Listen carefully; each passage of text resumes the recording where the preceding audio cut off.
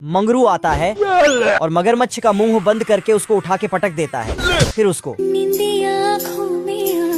तो मगरमच्छ सो जाता है। Thank you. फिर तो चुलबुली उससे इम्प्रेस हो जाती है। क्या लड़का है, लप्पू सा सचिन है। फिर गबरू भी चुलबुली को इम्प्रेस करने के लिए नीचे आता है। तभी ये मगरमच्छ को आजाद करके उड़ जा। कौन है बे? तो गबरू को अरे बाप रे। साला गबरू मगरमच्छ पकड़कर पटकना चाहता था, लेकिन उसका उल्टा हो गया।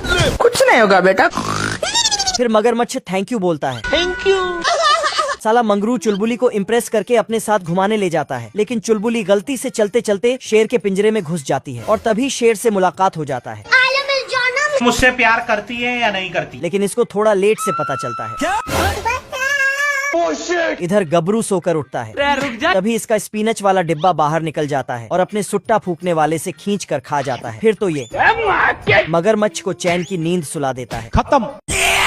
जहाँ जहाँ भेड़ों का झुंड जाता, वहाँ की घास पल भर में गायब हो जाती।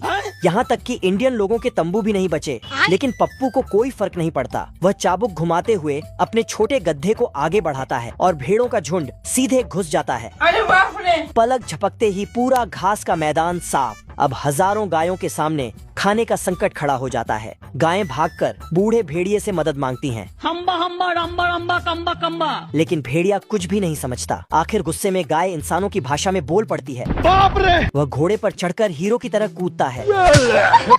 जब तक वह पहुंचता है, भेड़ों का झुंड पूरा मैदान छट कर चुका होता है।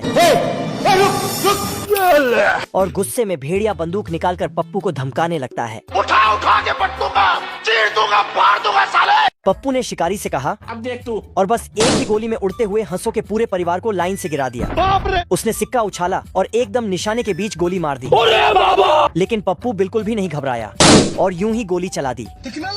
तभी मौका देखकर पप्पू गाड़ी लेकर भाग गया। भेड़िया घोड़े पर चढ़कर उसके पीछे दौड़ा। लेकिन मोड़ पर आते ही वह धड़ाम से जमीन पर गिर पड़ा। गुस्से में वह उसका पीछा करते हुए बार तक पहुंच गया। आज मैं मर गया भैया। पप्पू खिड़की से कूदकर भाग गया। बस। और भेड़िया फिर से जमीन चूमता रह गया और इस बार टैक्सी लेकर पीछा किया। लेकिन जैसे ही लड़ाई शुरू हुई, कुछ ही देर में भेड़िए की बंदूक की सारी गोलियां खत्म हो गईं। खत्म हो गया भैया मैटर। एक बार बूढ़ा भेड़िया सोचता है कि अगर पप्पू की सारी गोलियां खत्म कर दी जाएं, तो वह आसानी से उसे हरा देगा। लेकिन तभी पप्पू की गोलियों से उसकी टोपी पंखे की तरह घूमने लगती है। बाप रे। पप्पू अपनी रिवॉल्वर हवा में लटकाकर भेड़िए से मजाक करने लगता है।